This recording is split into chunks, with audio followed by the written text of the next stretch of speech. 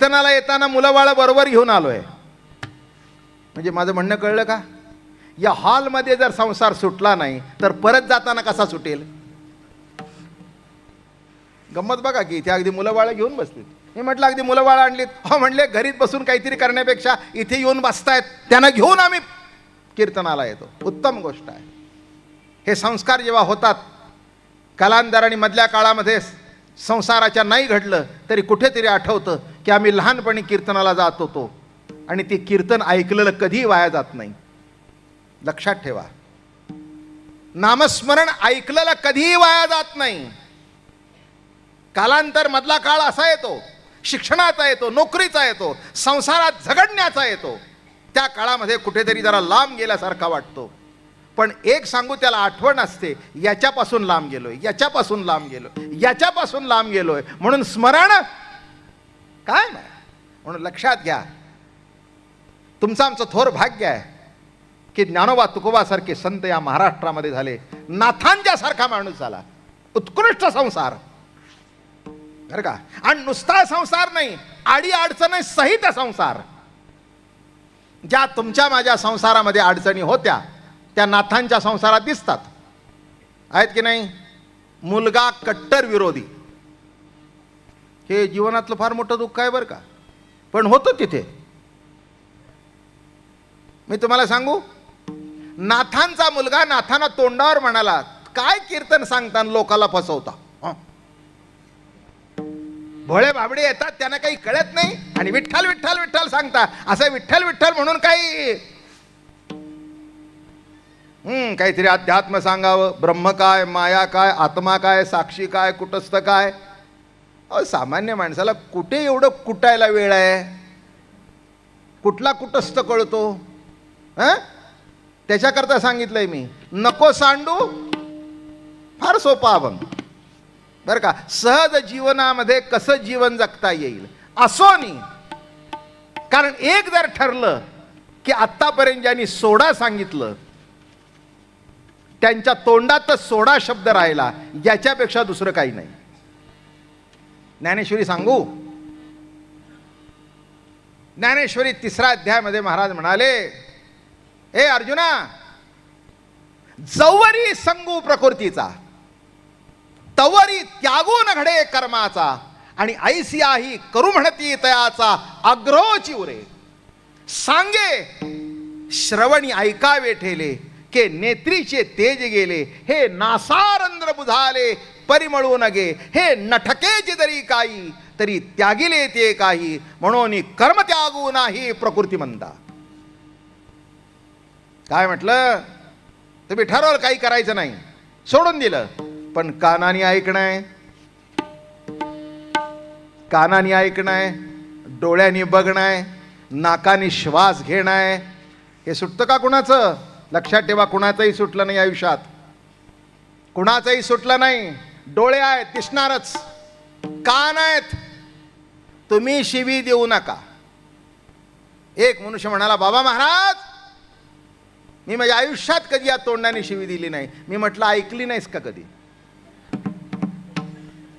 मला म्हटलं, बाबा महाराज ऐकणार नाही असं कसं? कानाचा धर्म आहे. काय म्हटलं मी? कानाने ऐकायला आल्याशिवाय राहणार तू दिली नसशील, पण ऐकणं हा जर कानाचा धर्म आहे तर काय सुटतं? काय सुटतं? म्हणून एक सांगतो, सोडायचा प्रयत्न करण्यापेक्षा आहे त्याच्यात योग्य तऱ्हेने त्याचा वापर कसा करता येईल याचा प्रयत्न करणं, हाच वारकरी संतांचा परमार्थ. विठ्ठला विठ्ठला विठ्ठला विठ्ठला विठ्ठला विठ्ठला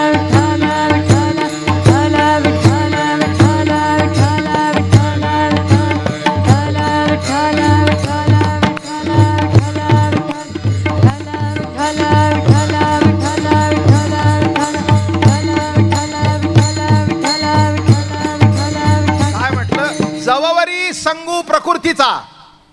प्रकृतीचा संग आहे, तवरी त्यागुण घडे कर्माचा. ऐसिया ही करू म्हणती तयाचा ग्रहोची उरे. आम्हाला सोडायचंय सोडायचंय सोडायचं म्हणतो, पण सुटत तर काही नाही. मग आता मला सांगा, डोळे आहेत तेव्हा दिसणारच, पण किमान एवढाच प्रयत्न करावा डोळ्याने इतर दिसल्याशिवाय राहणार नाही, पण ज्यांनी डोळे दिलेत त्याला बघायला शिका. ज्यांनी कान दिलेत त्याचंच भजन ऐकायला शिका. बरं का, ज्यांनी ओठ दिलेत त्या ओठाने त्या वाणीने त्याचं भजन करायला शिका. पुष्कळ झालं ना. डोळे तुम्ही घ्या रे सुख, डोळे तुम्ही घ्या रे सुख, डोळे तुम्ही घ्या रे सुख, डोळे तुम्ही घ्या रे सुख, डोळे तुम्ही घ्या रे सुख, डोळे तुम्ही घ्या रे सुख, डोळे तुम्ही घ्या रे सुख, डोळे तुम्ही घ्या रे सुख.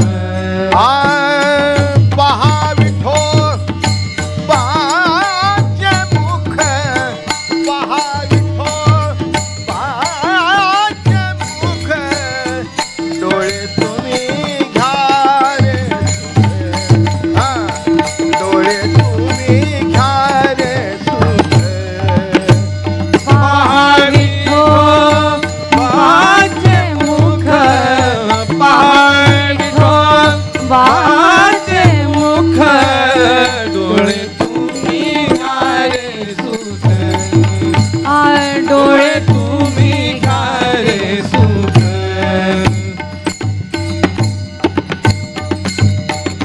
एक लक्षात घ्या, सोडण्यापेक्षा योग्य वाटचाल होऊ दे. चालणं बंद करण्यापेक्षा योग्य तऱ्हेने वाटचाल करा. ऐकणं बंद करण्यापेक्षा जे ऐकायचं ते ऐका. जेवण टाकू नका, पण देवाला दाखवून जेवा. आपल्या धर्मामध्ये, आपल्या परंपरेमध्ये सुंदर संकल्पना आहेत. अलीकडे कोणी तसं नाही दाखवत. पुष्कळ ठिकाणी मी जातो, काही वेळा तर मला असं दिसतं आम्ही जेवायच्या अगोदर सुद्धा त्याची अर्धी पोळी संपलेली असते. एका ठिकाणी गेलो मी, चांगला माणूस होता, आम्हाला जेवायला बसला, आम्ही त्या टेबलावर बसलो, हा हात पापड खातच आला. याला काय बोलू मी. मला म्हटलं तुम्ही घेणार का. म्हटलं तुमचं उद्या राहिलं तर आम्ही खाऊ. आता काय करता, अशानं जरा थोडीशी गंमत केली. म्हणजे बायको म्हणली तुम्हाला काही कळतं का नाही. हे तिकडून पाहिजे होतं बघा. ती म्हणली तुम्हाला काही कळतं का नाही, महाराजांच्या समोर रोजचं घरात काय. हो म्हटलं महाराज माझ्या हे लक्षातच आलं नाही. म्हटलं बरोबर आहे, या साध्या गोष्टी तुम्ही लक्षात ठेवायच्याच नसतात. काय म्हटलं, आवश्यकताही नाही. कसं म्हटलं मी, अरे जेव्हा ताटाभोवती पाणी फिरवतो, देवाला अर्पण केल्यानंतर तो प्रसाद होतो, बुद्धी चांगली होते. अन्न परब्रह्म आहे, नाही का. अन्न हे पूर्ण ब्रह्म आहे, नुसतं परब्रह्म नाही, पूर्ण ब्रह्म म्हटलंय. काही करायचं नाही, नुसतं पाणी फिरवलं की काम बांधलं. कशा करता सांगतोय, काही सोडू नका. आणि तसं काही टाकता येत नाही. ज्या गोष्टी जितक्या असायला पाहिजेत तितक्या असायलाच पाहिजेत, बरं का. मी काही खायला नको म्हणत नाही तुम्हाला. काय माणसं इतकी तयार झालीत ना, अगोदरच इतकी हसतात, इतकं हसतात, त्यांचे चेहरे असे फुलून जातात. त्यांना माहिती आहे की महाराज का. आता इतक्या वर्ष ऐकताय तुम्ही. मी कालच म्हटलं ना, 65 सालपासून पुण्यात येतोय. किती वर्ष झाली बघा. हो, 65 सालपासून पुण्यात येतोय.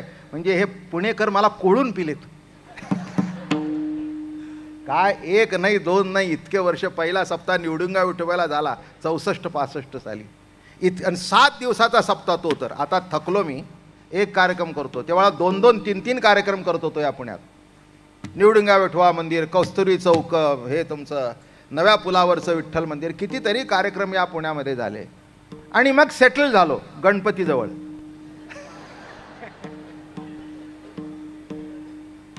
जसा तो त्याच्या अगोदर होतच होते.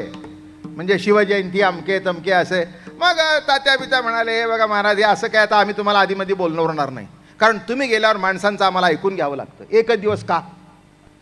तेव्हा मग महिनाभर मस्त अगदी आडवा हात, तुम्हीही तृप्त आम्हीही तृप्त. पण मला नाही वाटत ही तृप्ती अशी आहे. हे काय होतं माहिती आहे का? एक महिना संपल्यानंतर कदाचित तुम्ही तृप्त होत असाल, पण एक अभंग सांगतो, मग नंतर काय होतं? तृप्ती भुकेली काय करू माये. किती गोड लिहितात महाराज. तृप्ती भुकेली काय करू माये. महाराज छान झालं एक महिना, पण आता पुन्हा केव्हा? म्हणजे इथे तृप्तीला भूक लागते. काय आनंद आहे बघा, काय शब्द प्रयोग आहे, काय मराठी भाषा याला म्हणावं. आणि ही संतांची वचन, तृप्ती भुकेली. एक सांगतो, जेव्हा तुमच्या तृप्तीला भूक लागेल तेव्हा समजावं खरा परमार्थ अंतःकरणामध्ये रुजू लागला. नाहीतर काय, आम्ही खूप ऐकलंय, आम्हाला माहिती आहे. गोकुळामध्ये 3 प्रकारच्या गोपी होत्या बरं का. एक म्हातारी गोपी, एक कुमार गोपी आणि एक तरुण गोपी. कुमार गोपी म्हणजे जिला कशातलंच काही नसतं ती. नाही कळलं काय? मला वाटलं होतं तुम्हाला एवढ्या वर्ष सांगून हे कळेल. कुमार गोपी म्हणजे 8-9 वर्षाची पोरगी, 10-12 वर्षाची, जिला पोरं काय पोरी काय म्हणून कोणाच्या हातात हात घालते, कुठेही पळते, कुठेही जाते. आणि आई सुद्धा म्हणत नाही जाऊ नको, जा आई मी त्या शेजारच्या खेळत जा. कुमार गोपी.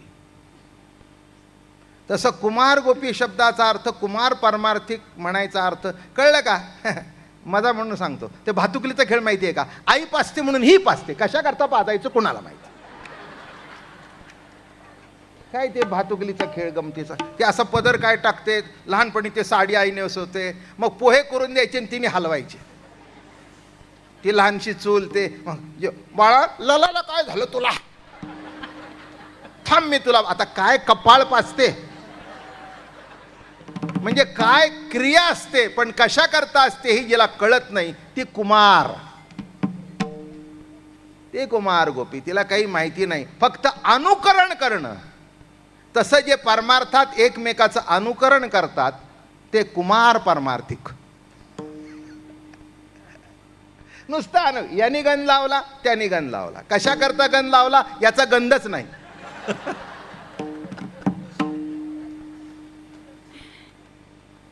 आणि शेवटी तर असं बघितलं मी, ज्याचा गंध मोठा, अरे वा, तिथे गंध तर दिसत नाही पण अहंकाराचा दुर्गंध सुटलेला दिसतो. अहंकाराचा दुर्गंध सांगू का? तुझा उभा का माझा आडवा. उभा म्हणजे वैष्णव, आडवा म्हणजे शिव. आता काय अहो, आपल्याला उभा असेल तिथपर्यंत उभं लागतं, आडवं झाल्यानंतर आडवं लागतं. माझं बोलणं कळलं की नाही? साधं सरळ आहे हे, तुम्हाला सांगितलंय मागे मी. विष्णूचा गंध कसा? एकाने मला विचारला हा उभा का? म्हटलं जिवंत आहे तिथपर्यंत विष्णू म्हणून उभा. हे असं का? आडवं झाल्यावर शंकराचा संबंध येतो म्हणून आडवं. काही चुकलं का माझं? पट्टा कसा आहे? असा आहे का? नाही, ते म्हणले जिवंतपणे असा आडवं. मग आता याच्यातला कोणचा पाहिजे आणि कोणचा नको त्या वेळेला ते लक्षात ठेवा. गंध म्हणजे परमार्थ नव्हे. आम्हाला खूप प्रसंग येतात बरं का, माणसं सुद्धा अशी भेटतात. इथे तसं कोणी नाही बरं का. हो, अजून बरेच दिवस काढायचे आहेत आणि पुन्हा पुढच्या वर्षी यायचंय. आपलं ठरलेलंच आहे तिथपर्यंत, जिथपर्यंत करतोय तिथपर्यंत.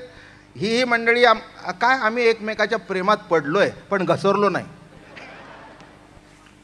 एकमेकाच्या प्रेमात नक्की पडलोय पण घसरलो मात्र नक्की नाही. ते त्यांच्या पद्धतीने, आम्ही आमच्या पद्धतीने. मला एक मनुष्य भेटला, आता 7 दिवस काही मी काही बुक्का बिक्का लावून फिरू का? बरं लावला जरी तरी घामाने निघून जातो काय, अगदी म्हणजे आरशातून ते निघताना मुद्दाम लावून पडेल नाही. मला भेटला, म्हणाले नमस्कार महाराज, आपण कोणत्या संप्रदायाचे?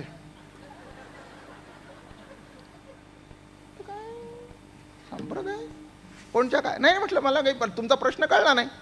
नाही म्हणाले तुमच्या कपाळावर काही दिसत नाही. असं होय. म्हटलं जे पुसलं ते लावत नाही मी. मला गंधाचा संप्रदाय कळला नाही. फक्त तू एकच सांग, किती उभं लावलं आणि आडवड लावलं तर जे पुसत नाही असं जे निडळ, ते कोणत्या संप्रदायाचं? म्हणलं हे काही भयंकरच प्रश्न आहे. हे निढळ उभाही पुसला जातो आणि आडवाही पुसला जातो. जे पुसलं जात नाही तो भगवंती धर्म. उभ्याचाही धर्म सोडून द्या आणि आडवा सोडून द्या. हाच वारकरी संप्रदायाचा ब्रेस आहे. भागवत धर्म करिता भक्ती, निर्मळ होय चित्तवृत्ती आणि जीवतोची ब्रह्मनिश्चिंती, ऐशी शुद्ध स्फूर्ती असावे. म्हणून कोणता धर्म वगैरे काही करू नका. संत म्हणाले आहे तो उत्तम आहे, संसारात राहा. पण कसा? एक सांगतो, ज्या गोष्टी जितक्या पाहिजे तितक्या पाहिजे. मला सांगा, एक उदाहरण देत असतो मी. आता इथे तुमच्या अंगात सगळ्याच्या ताप आहे का नाही? का बिगर तापाच्या आत टेम्परेचर आहे का नाही? अंगात आहे का नाही? पण म्हणताय का आला म्हणून? कोणी म्हणताय का? हा, आला म्हणून म्हणता का? नाही नाही, कालच उतरला म्हणून आलो. 4-5 दिवस मला येता आलं नाही. हो काय झालं, पावसात भिजलो आणि ताप आला. ताप आला म्हणजे आता नाही. याचा अर्थ कळला का? काय 97.5 तापच आहे, पण तेवढा आवश्यक आहे. जेव्हा तो ताप वाढतो 98, 99, बसता येत नाही. हो शिरशिरी येते. माझं बोलणं कळलं काय? मी गमतीने सांगत असतो. ते थर्मामीटर माहिती आहे का तुम्हाला किती डिग्रीचं? 95 ते 105. म्हणजे माणसाची डिग्री किती? मला अजून एक कळलं नाही. 95च्या खालचं तुम्हाला कळत नाही आणि 105च्या वरचं कळत नाही. एवढी 10 डिग्रीची माणसं तुम्ही. नाही किती मिजास मारताय हो. विठ्ठला विठ्ठला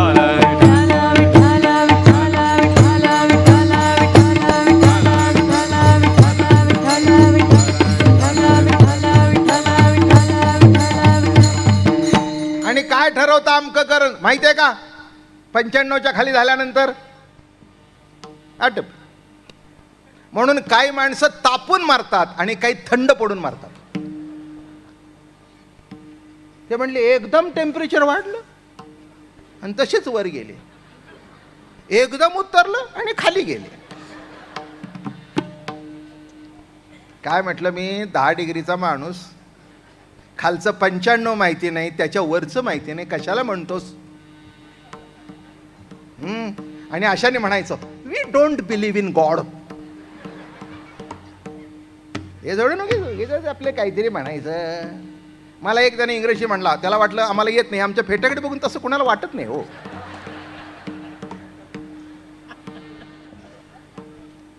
ते म्हणलं जरा बाबा महाराजावर इम्प्रेशन म्हणावं. म्हणलं Baba Maharaj I don't believe in God.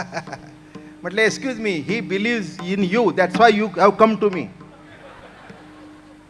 He believes in you, that's why you are alive. तू त्याला मानू नकोस, तो तुला मानतो म्हणून जिवंत आहेस.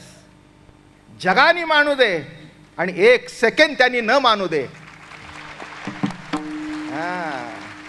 सर्व जगाने मानू दे आणि 1 सेकंड त्यांनी न मानू दे. तुझी अवस्था काय होईल ते बघ. म्हणून जास्ती मिजास मारू नाही. मी अमकं करतो मी तमकं करतो हे नको. काय फक्त एक मर्यादित राहून कर, नको सांडू अन्न. तुकाराम महाराजांना म्हणाले, महाराज तुम्ही काय सोडलं आणि काय धरलं? सुंदर अभंग आहे. त्यागे भोग माझ्या येतीला, त्यागे भोग माझ्या येतीला, त्यागे भोग माझ्या येतीला, त्यागे भोग माझ्या येतीला. मग मी दातारा काय करू?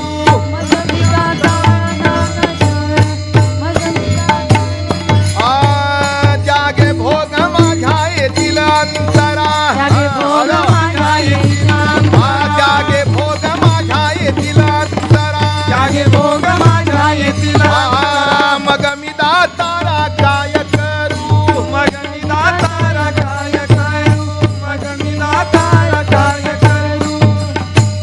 आता असो तुझ्या त्यागे भोग माझ्या. कोण म्हणतायत? तुकाराम महाराज. काय देवा काय सांगू, आमकी एक गोष्ट आज खायची नाही म्हटलं तर नेमकी ती आठवते.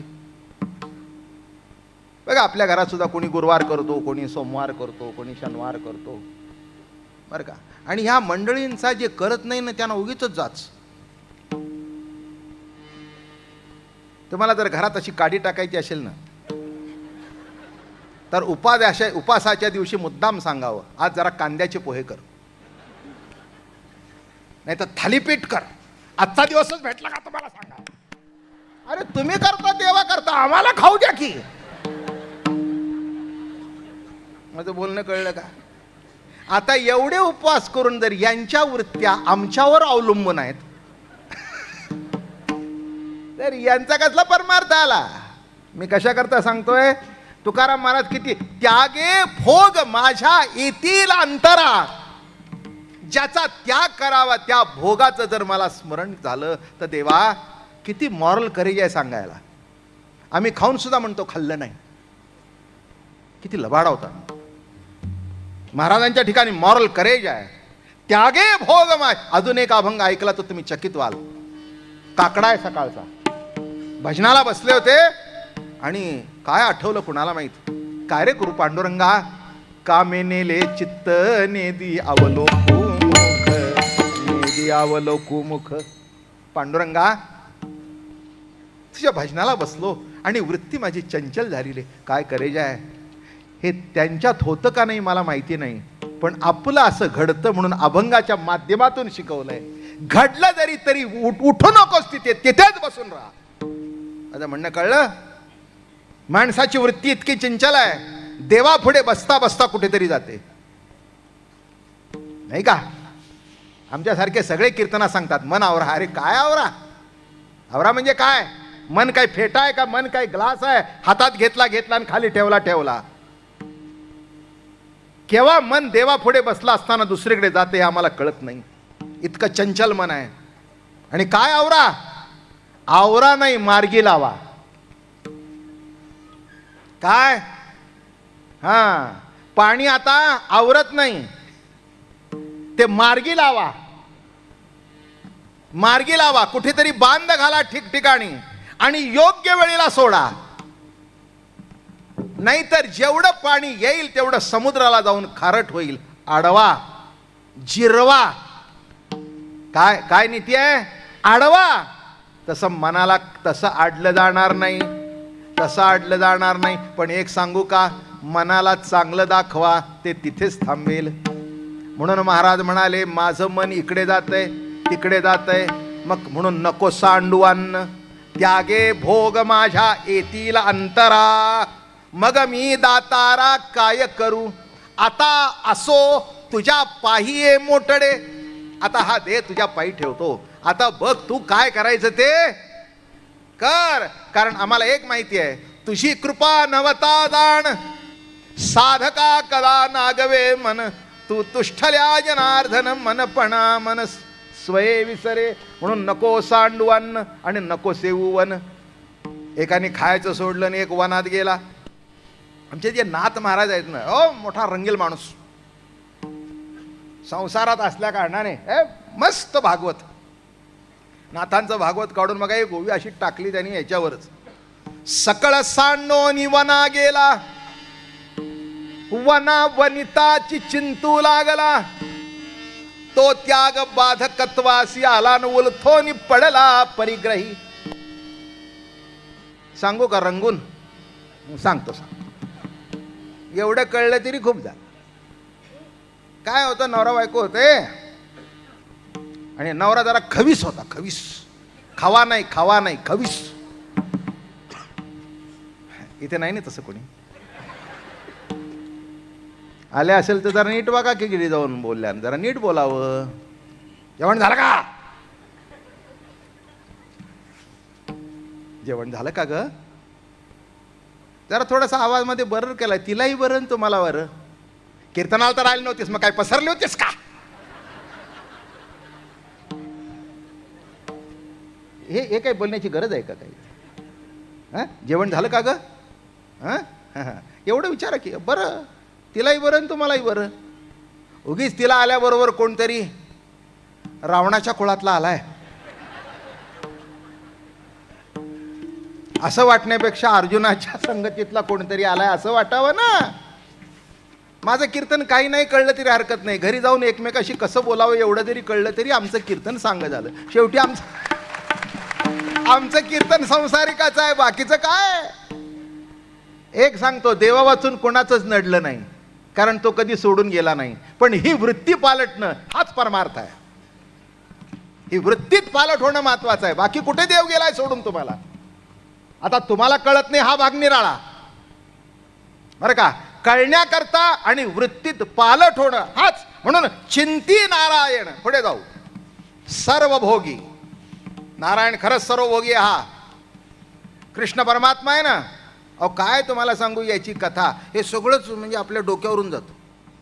एकदा काय झालं, यमुनेला पूर आला, भरपूर पूर आला. पूर आल्याबरोबर दुर्वास ऋषी पलीकडे होते आणि पलीकडच्या काठाला दुर्वास ऋषी असताना मजा झाली मोठी. सुंदर कथा आहे.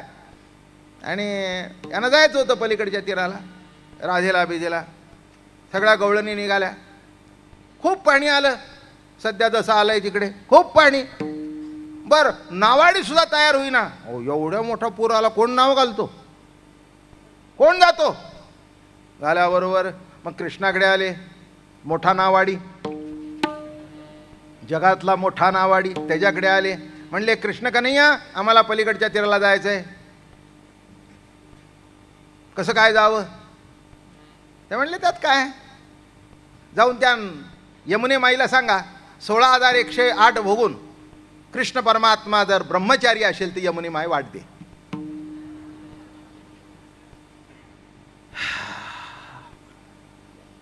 किती अवघड आहे नाही होय. काय कळलं तुम्हाला. 16,108 भोगून कृष्ण जर ब्रह्मचारी असेल तर यमुने माय वाढते. यांना काही ते खरं वाटलं नाही. तरी म्हणले आता काय आपल्याला काय करायचं, मंत्र आहे ना. पुष्कळशा लोकांना मंत्राचा अर्थ कळतच नव्हता, त्यातला हा मंत्र. झालं यमुनेच्या शेजारी गेले, तिथे हात जोडले. म्हणले यमुने माय कृष्णाकडून आलोय, त्याने तुला निरोप दिलाय 16,108 भोगून ब्रह्मचारी. अहो ती बाई झाली की अशी फटकन वाट करून दिली. लिहिणारे असं लिहितात जसं पूर्वीच्या काळी बायका असं इथे हात लावला की असं भांग पडायचा. आता इकडून इकडे इथपर्यंत सरकले, आता कुठपर्यंत भांग. बरं झालं तुमचं तुम्हीच हसताय. विठ्ठला विठ्ठला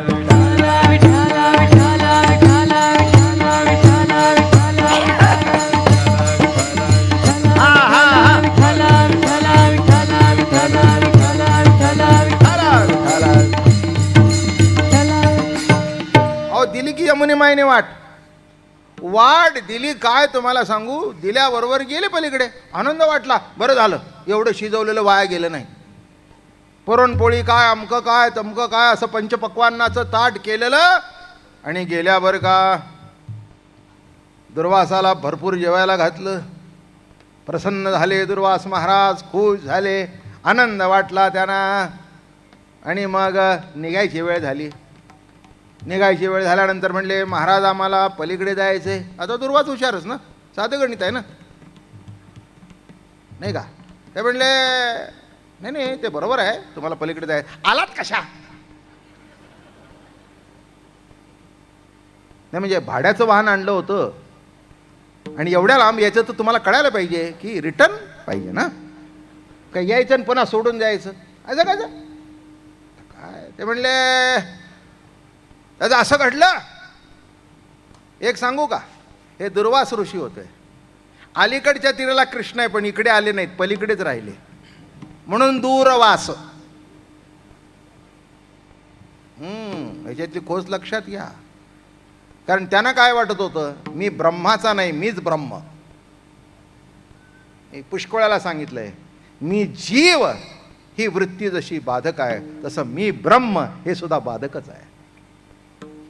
हे लक्षात ठेवा. म्हणून ब्रह्मामस्मी अभिमान शुद्ध ब्रह्म नवे जाण. तुका म्हणे अहम ब्रह्मन आड येवनी भ्रम. काय तुकोबाराची वाणी आहे. तुका म्हणे अहम ब्रह्म आड येवनी भ्रम. जिथपर्यंत अहम त्या ब्रह्माच्या मागे लागतोय तिथपर्यंत ते ब्रह्म सुद्धा भ्रमच आहे. म्हणून त्याच्यातून बाहेर पडणं महत्वाचं आहे. आणि म्हणून गोकुळामध्ये भ्रम नव्हता तर ब्रह्माला हातपाय फुटले होते आणि त्या हातपाय फुटलेल्या ब्रह्माचं नाव श्रीकृष्ण होतं. हेच वैशिष्ट्य आहे, हेच विशेषत्व होतं. म्हणून आजिम्या ब्रह्म पाहिले हे म्हणत होते. आणि वारकऱ्यांनी सुद्धा जरूर म्हणावं, पंढरपूरला जाऊन बघावं म्हणावं, आजिम्या ब्रह्म पाहिले. अहो अभंगच आहेत. आत्मा सकळांचा श्रीहरी आणि तो हा उभा विटेवरी. आत्म्याची व्याख्या करताना काय करतात? निर्गुण निराकार आज्य अव्य अनंग पेंदा निकवडा अचक्षु आचरण असा आत्मा. पण तो कसा झाला? आत्मा सकळांचा श्रीहरी तो हा उभा विटेवरी. निर्गुण निराकार परमात्मा सगुण होऊन उभा राहिला. आणि इथे गेले, तुम्ही आलात कसे? ते म्हणले कृष्णाने आम्हाला सांगितलं होतं 16,108 भोगून ब्रह्मचारी. ऐसा है क्या? हम भी कुछ कम नहीं. ओ ब्रह्म है तो हम भी ब्रह्म है. ठीक आहे म्हणले, जाऊन सांगा यमुने माईला 60,000 खंड्या अन्न खाऊन दुर्वास जर निराहारी असेल तर यमुने माय वाढ दे. 60,000 हा 16,000 भोगून ब्रह्मचारी. आता हा परमार्थ केव्हा तुमच्या माझ्या टाळक्यात शिरायचा? 16,108 भोगून ब्रह्मचारी आणि 60,000 खंड्या अन्न खाऊन हा त्या करून बघू लागले. काय करावं? जाऊ द्या म्हणले, काय करायचंय आपल्याला पलीकडे गेल्याशी कारण. तिथे गेली, नदीजवळ हात जोडले आणि तिने वाट दिली. आणि मग एकदम राधेची ट्यूब पेटली. तिला वाटलं हाय बाबा खोटं बोलतोय. 16,108 आमच्याकडचे लग्न न होता सुद्धा, माफ करा मला, लग्न नाही झालं तरी यांना ब्रह्मचारी म्हणता येत नाही. 16,000 भोगून हे काही निराळच दिसतंय. आणि या बाबाला आमच्या हाताने खाल्लं, लाडूचे लाडू खाल्ले आणि उपाशी निराळ. काही नाही, आयुष्य फुकट गेलं आपलं. पलीकडे जाताना याचा आधार आणि तिकडून येताना त्याचा आधार. साधी नदी तरून जाता येत नाही तर माया नदी कशी तरता येईल? फुकट गेला आयुष्य. अशी तावात आली, हे अशी जोशमध्ये आली. देवाला ते आवडलंच नव्हतं. मी जवळ असताना आणखीन त्याच्याकडे कशाला गेल्या पुन्हा? काही जायचं होतं काय? गरज होती काय? अरे जो त्यांची वाट पाहत होता त्याला इकडे बसवला आणि पलीकडे गेल्या. आल्याबरोबर अशी पायावर मिठी मारली. म्हणले कृष्णा व्यर्थ गेलं आमचं आयुष्य. ते म्हणले काय झालं? अरे आम्हाला तर काही डोक्यात शिरत नाही. तुझं चरित्र तर त्या चरित्राचा भाग आम्ही आहोत. तेव्हा तू गप्पा आमच्याशी मारू नकोस, पण त्याच्याबद्दल एक ओवी सांगतो म्हणजे तुमच्या डोक्यातलं निघून जाईल.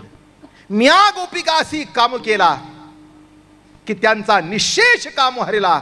विचार न करत्या बोला कृष्ण व्यभिचारीला मूर्ख म्हणती.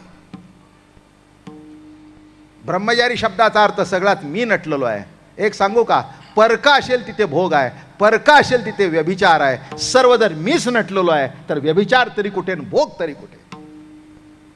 माझं म्हणणं कळलं का? सर्व तोच नटलेला होता. हे चष्म्याचं बॉक्स आहे, माझं मी जाताना घेऊन गेलो. काही चोरलं? पण तुम्ही जर घेऊन गेला, अर्थात मी चोरलं म्हणणार नाही, प्रसाद नेला म्हणेन. नाही काय करायचं काय? माझं म्हणणं कळलं? माझं मी नेलं तर चोरलं नाही, पण तुमचं नेलं तर तसं सर्व रूपाने जर कृष्ण नटलेला आहे तर कुणी कुणाचा भोग घेतला? भोग भोगिता हो सरले समस्त. लक्षात ठेवा, मग कृष्ण म्हणाले, राधे एवढे रागू नकोस माझ्यावर तू. माझ्यासारखी ताकद आणि दुर्वासासारखी ताकद तुला देतो, पण ज्या दिवशी ती रिद्धी सिद्धी तुला मी देईन त्या दिवशी मी अंतरेन. अगं राधे, काय सांगतेस? नदी दुभंगण्याची ताकद. तुझ्यात एवढी ताकद आहे भक्तामध्ये की निर्गुण निराकार परमात्मा जो अद्वैतात होता तो द्वैतात आणला, त्याला दुभंगण्याची ताकद तुझ्यात आहे. नदीची कथा काय सांगतेस? सांग, तुझं श्रेष्ठत्व तुला कळलं नाही की भक्ती सुखा लागी. उभी सांगतो की भक्ती सुखा लागी आपण पेची दोही भागी, वाटून यांगी सेवकांगे एरा नाम मी ठेवी मग भदती ओज बरवी. एकाला मी एक होतो तो दोन झालो. कशा करता? भक्ती प्रेमाचा आनंद लुटण्याकरता. अगं राधे, देवाला द्वैतात आणण्याची ताकद तुझ्यात आहे. ह्या नदीची काय कथा सांग, चाल देतो तुला. आता सांग, मी पाहिजे का तो मंत्र पाहिजे? राधा म्हणाली, ते मंत्र नको पण तू पाहिजेस. पुढचं कळलं का? मातेची खांदी बाळनेणे शिण. काय एवढा कृष्ण परमात्मा मिळाल्यानंतर कसला शीण? अन्न एक सांगतो, हे बघा, अन्न घेऊ नको. एक अजून पुष्कळ सांग. काय कीर्तन म्हणजे काही छोटंसं कीर्तन आहे काय? मातीची खांदी बाळ नेणे शीण. जरा पुढे सरकू, नाही तर संपायचंच नाही ते पहिलं कडवं. तुम्हाला माहिती आहे, लहान लहान मुलं असतात, त्यांना तुम्ही खांद्यावर घेऊन जाता, प्रवासाला जाता, कीर्तनाला येता. आता पुष्कळशी लहान मुलं सुद्धा माझ्या कीर्तनाला येतात, पण आया येतानाच त्यांची ते बिस्किट डब्यात घालून आणतात. याची खायची वेळ 7 वाजता आणि या केलं तर काय करू? मातेची खांदी बाळ नेणे शिण. आणि एखादं गडबड करणारा असेल तर नॅपीस सुद्धा बरोबर आणते की नाही? आईच्या खांद्यावर जिथपर्यंत बाळ आहे तिथपर्यंत त्याला खाण्याचे, पिण्याचे, हागण्याचे, मुतण्याची चिंता नाही. मोठं झालं की गोष्ट निराळ, कारण ते आईला असंच करतं. म्हणून प्रत्येक बाईची एक इच्छा असते की नाही, मांडीवरचा खाली उतरूच नाही. मान्य, पण एक दिवस उतरल्याशिवाय राहणार नाही, तुमची उतरल्याशिवाय राहणार नाही. तेही उतरेल आणि तुमचीही उतरेल. मग तुम्ही म्हणाल, लहानपणी माझ्याशिवाय राहत नव्हता. रडा.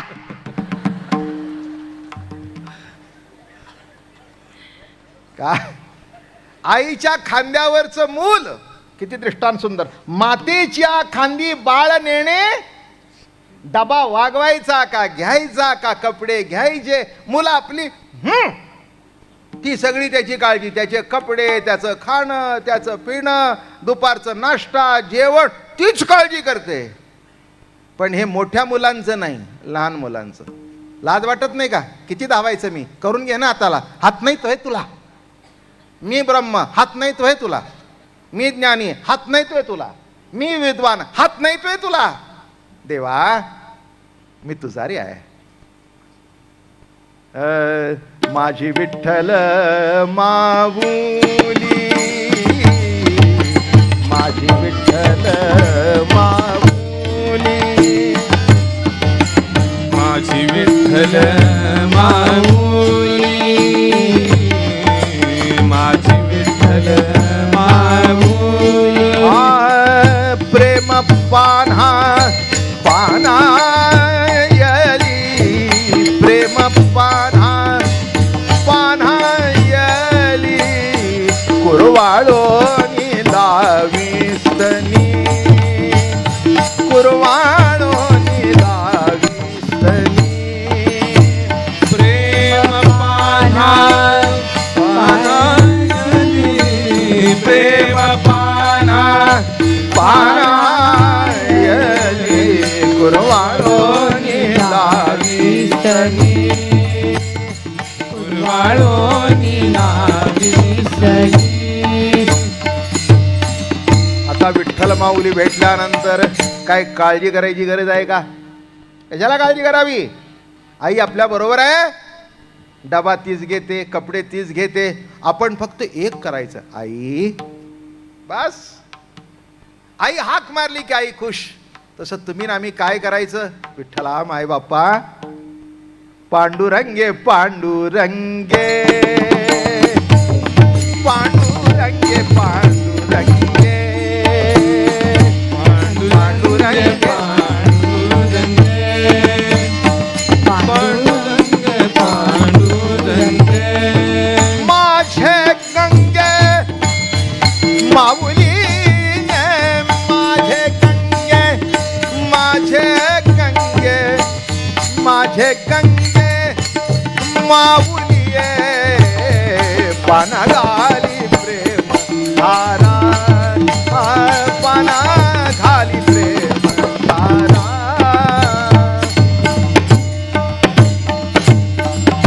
विठ्ठल माझी माय आम्हा सुखावणे काय. अरे विठ्ठल माझी माय आम्हाला काय सुखाला उणा या निश्चयाने चाला. बघा मस्त राहाल जीवनामध्ये. असा अर्थ काढू नका की याच्या जीवनामध्ये दुःख येणार नाही. दुःख येईल पण कंदील घेऊन पुढे तो उभा राहील. अंधार असेल अंधार असेल अंधार असेल नाही असणारच. 12 तासाचा दिवस नसतो 24 तासाचा असतो. आणि 24 तासाच्या जीवनामध्ये अंधार हा एक मस्त गोष्ट सांगतो. चला मस्त म्हणजे एकदम मस्त. बस एवढीच गोष्ट सांगतो आणि कीर्तन आटप. फार सुंदर. मला वाटतं मी ही कमीत कमी 15-20 वर्षात सांगितली नाही. पण काय असतं ते आमची आईसाहेब बरोबर असतात. त्या केव्हा तरी ही गोष्ट तुम्ही फार दिवस सांगितली नाही तेव्हा ते बरेच वेळा म्हणून. आणि काय असतं ते तिथे म्हणतात पण इथे काही सांगत नाहीत मला सांगा म्हणून. इथे त्या जरी अर्धांग असलं तरी पूर्ण अंगाने सांगावं लागतं. पूर्ण अंग जो परमात्मा आहे आता त्याने आठवून दिलं मला. सांगितलं मस्त गोष्ट. हा एक मिलिटरी ऑफिसर होता आणि दोघंही प्रवासाला निघाले होते. ही गोष्ट आठवत चला म्हणजे काही काळजी करायचं कारण नाही. प्रवासाला निघाले होते दोघं जण आणि बोटीवर रिटायर झाला होता आणि निघाला होता. चला जाऊन जरा सहल करू वगैरे निघाले होते. कॅबिन होती त्याला स्पेशल. मोठा ऑफिसर होता आणि झोपला. झोपल्यावर वादळ झालं. वादळ झालं. वादळ झालं बोट हलू लागली इकडे तिकडे इकडे तिकडे. ही आपली जाते. अहो अहो अहो उठा.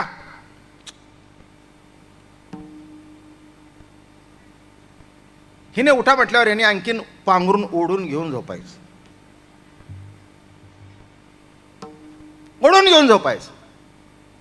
ती म्हणायची हा असाच आहे हट्टी जाऊ दे झोपू दे. काही लाटा डेकवर येऊ लागल्या. इतकी ती बोट हलू लागली. तिला राहवलं नाही. काय माणूस आहे का दगड आहे म्हणा. माणूस आहे का दगड आहे हा. स्वतःची नाही निदान माझी तरी काळजी. आता अख्खी बोट बोलायला हिची काय काळजी करायची. मला काही अजून काही काही गोष्टी मलाच कळलं नाही. आता हिची काय काळजी करायची. अख्खी बोट जर गेली तर बरं आहे ना. लैला मजनूचं मरण. हातात हात घालून काय करायचं. असं झालं. शेवटी त्याला हलवला उठवलं. असा चिडला तुम्हाला सांगू. आता मिलिटरीतलाच माणूस तो. 6-6.5 फूट उंच. हो आणि आमच्या पाटील साहेबासारख्या मिशा होत्या. असा मस्त मिशाचा झुपका बिपका अगदी जोरदार. इथे बसल्यात बरं का ते आतमध्ये विंगमध्ये. म्हणून सांगितलं उगीच काही सांगितलं नाही. ते असं इथे दिसतंय असं मिशा झुपका आता 6-6.5 फूट. काय गेलं पाहिजे माहिती आहे का तुम्हाला. त्याने अशी तलवार काढली आणि त्या बाईच्या डोक्यावर ठेवली. अशी ठेवली. सांग काय वाटतं तुला आता या क्षणाला. काय वाटतं सांग. थरथर कापू लागली. त्याच्याकडे बघितलं. डोळ्यात डोळे घातले. म्हणाली आयुष्यभर तू मला सांभाळलंस. साध्या गोष्टीहून तुम्हाला मारणार नाहीस ही माझी खात्री आहे. तलवार डोक्यावर ठेवून सुद्धा तुला हेच वाटतंय? हो म्हणे. आता पुढचं सांगतो. अनेक लढायातून ज्यांनी मला वाचवलं, गोळी माझ्या खांद्याला चटून गेली पण हृदयात गेली नाही. ज्यांनी मला मागे वाचवलं तो आत्ता वाचवेल, आणि नसल वाचवायचं ते इथेच आयुष्य संपलं असं समजेल. ज्यांनी एवढ्या लढायातून वाचवलं, किती गोळ्या गेल्या, हजारो गोळ्या अंगावरून गेल्या पण मला लागली नाही, सांग माझी खात्री आहे आता सुद्धा वाचवेल असं म्हटलं आणि तो रग घेऊन झोपला. तासाभरात वादळ संपलं आणि नाव किनाऱ्याला लागली.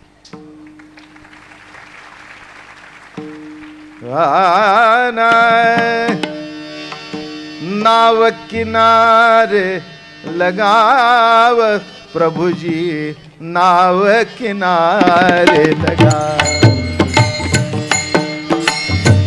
नाव किनारे लगाव प्रभुजी, नाव किनारे लगाव. नाव किनारे लगाव प्रभुजी, नाव किनारे लगाव. नाव किनारे लगाव प्रभुजी, नाव किनारे लगाव. नदियां गहरी नाव पुरानी, नदियां गहरी, नदियां गहरी नाव पुरानी. डूबत छाज तराव प्रभुजी, डूबत छाज तराव प्रभुजी, नाव किनारे लगाव प्रभुजी, नाव किनारे लगाव. नदियां गहरी नाव पुरानी,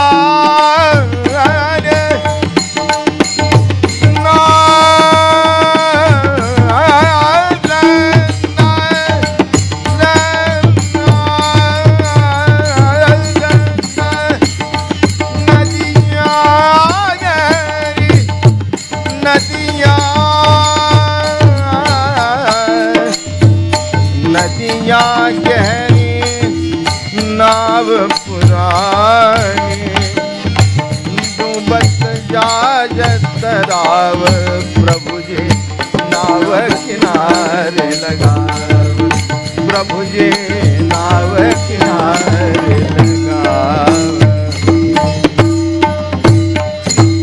ज्ञानेश्वर माऊली, उठू नका.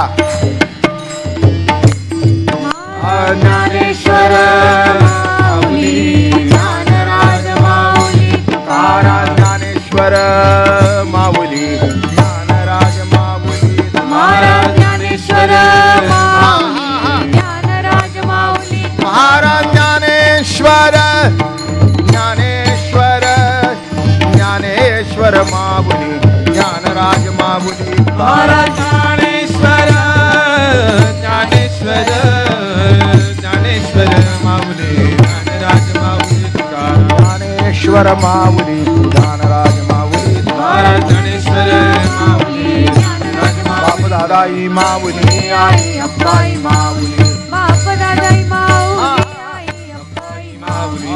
बाप दादाई माऊली, आई अप्पाई माऊली. हो, आता शेवटचा भाग. 8 दिवस झाले कार्यक्रम सुरू होऊन. 23 तारखेपर्यंत रोज कार्यक्रम असतील. कृष्णचरित्र, एकादशीला कीर्तन, शेवटी 1-2 कीर्तनं समाप्तीच्या वेळेला होतील. आज ज्यांना कबूल केलं होतं मी की आज माळ घालीन, रोज रोज रोज रोज काही ठेवण्यापेक्षा जीवनामध्ये मंगळसूत्र बांधणं हे जितकं महत्त्वाचं सांसारिक जीवनामध्ये, तसं आध्यात्मिक जीवनामध्ये ज्या प्रभूने मला जिवंत ठेवलं त्या प्रभूची माळ घालणं हे फार महत्त्वाचं आहे, अतिशय महत्त्वाचं. माणसांना असं वाटतं या बंधनात आम्हाला पडायचं नाही, पण बंधनात पडल्याशिवाय आई होणार नाहीच ना. साधक गोष्ट कळली की बंधनात पडल्याशिवाय आई होणार नाहीस ना. तसं संतांची माळ, पांडुरंगाची माळ घातल्याशिवाय भक्ती प्रेमाचा गर्भ पोटात राहणार नाही.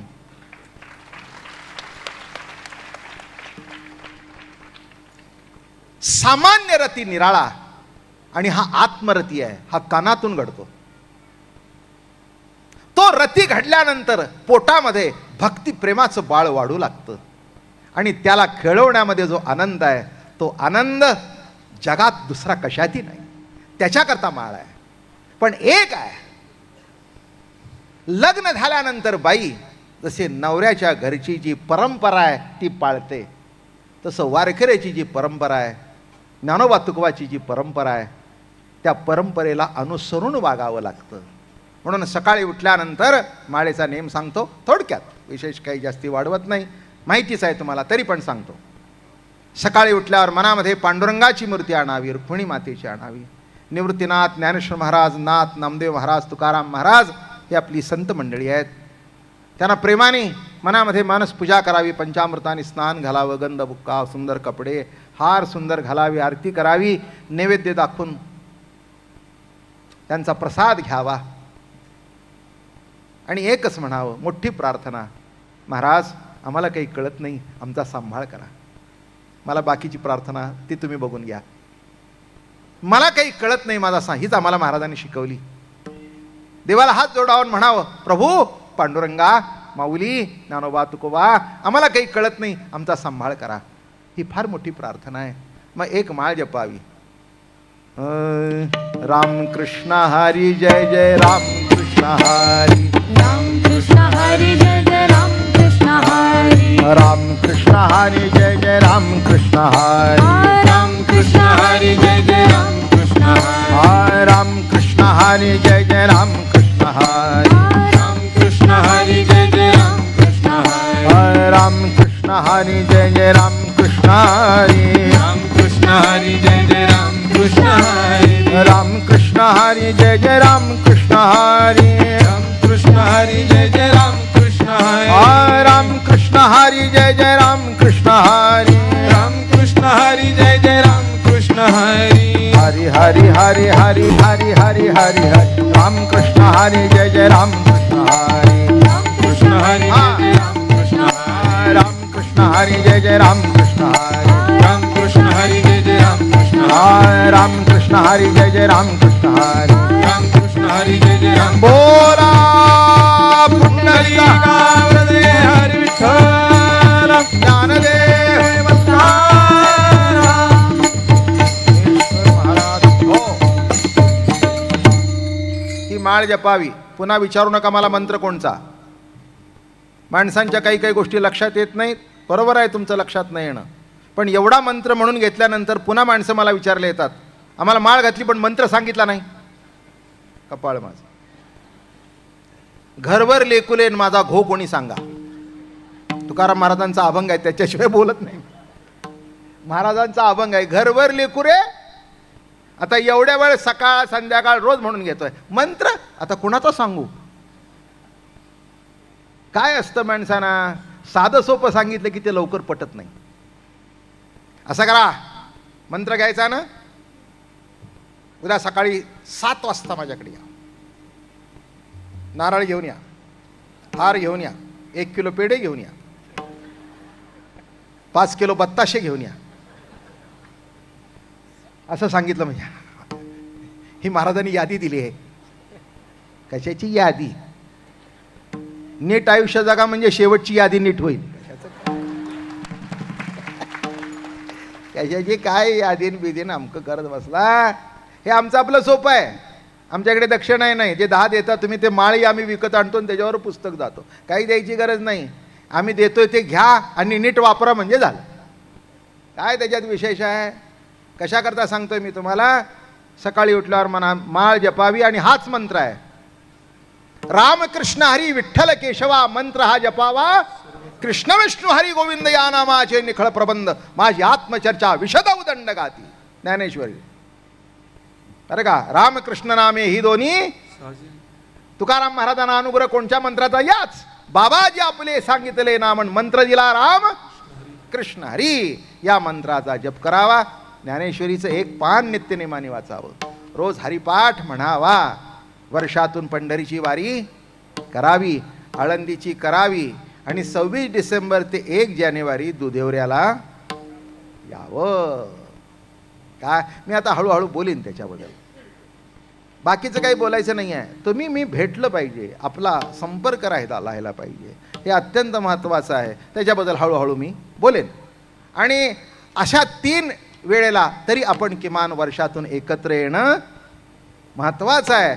प्रवचन ऐकायचंही ठीक आहे, मग काय पुढच्या वर्षी भेटायचं 25 तारखेला नाही. माळ त्याच्याकरता आहे की पुन्हा पुन्हा संपर्कात यावं. वारी त्याच्याकरता आहे की आपण सगळ्यांनी पांडुरंगाला भेटावं, आळंदीला जाऊन माऊलीचं दर्शन घ्यावं, देऊला जाऊन तुकोबारायचं दर्शन घ्यावं, एवढ्या करता आहे. मग ज्ञानेश्वरी, हरिपाठ, वारी. आता शेवटी सांगतो हे काय करायचं, काय करायचं नाही. मांस नाही, मासे नाही, दारू नाही, जुगार नाही, गुटखा नाही, परस्त्री रुक्मिणी माते समान आणि परपुरुष पांडुरंगा समान. जय जय विठ्ठल, जय जय विठ्ठल, जय जय विठ्ठल, जय जय विठ्ठल. ज्यांना यायचं असेल त्याने शिस्तीत यायचं असं आणि इकडून निघून जायचं. रेटारेटी कराल तर तुम्हालाही सुख नाही आणि मलाही सुख नाही. कुठेतरी शिस्त पाळायला पाहिजे. आणि दर्शन बिर्शन शेवटी एक आपण आठवडा ठेवू. आता फक्त ज्यांना माळ घालायचंय त्यांनीच पुढे या.